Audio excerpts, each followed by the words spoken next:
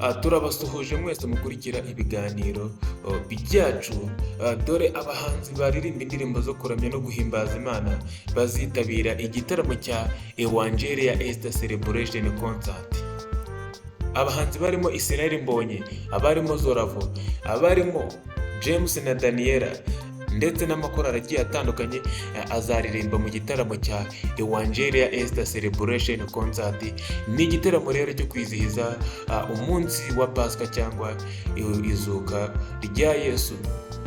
Ubuyobozi bw'umuryango wa Bibiliya mu Rwanda, Rwanda Bible Society, bwatangaje ko Zoravo uri mu baramyi bakomeye muri Tanzania yiyongereye mu baririmbyi mu gitaramo cyo kwizihiza pasika cyiswe Evangelia Easter Celebration Concert, gitegerejwe kubera muri BK Arena kuwa 31 Werurwe mu mwaka wa 2024.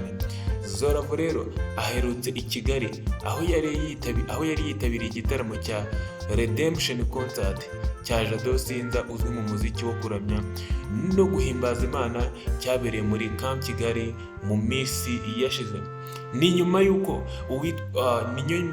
yuko Israel Mbonyi nawe yohewe muri abo bahanzi baririmba indirimbo zo kuramya no guhimbaza Imana bazitabira icyo gitaramo, dore yuko Israel Mbonyi bamuhaye ubutumire nawe arabyemera, avuga yuko azitabira icyo gitaramo cyo kuramya no guhimbaza Imana, cyangwa icyo gitaramo cyo kwizihiza umunsi wa pasika aricyo bita Evangelia Easter Celebration Concert. Sabo gusa rero bazitabira iki gitaramo, dore yuko hazaba harimo n'umuhanzi James na Daniella n'amakorali arimo Shalom Choir yo muri ADPR Nyarugenge ndetse na Christus Regnant yo muri Kiliziya Gatolika na Jehova Yire yanditse amateka.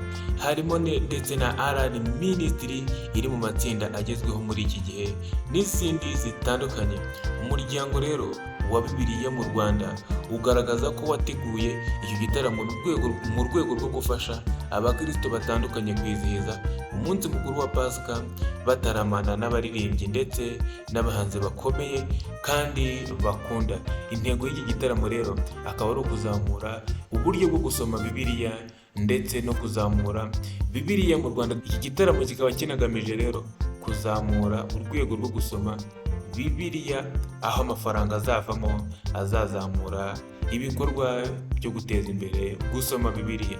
Mwakoze kudukurikirana rero, mwariko nanjye bikora Imana Noel. Ciao ciao.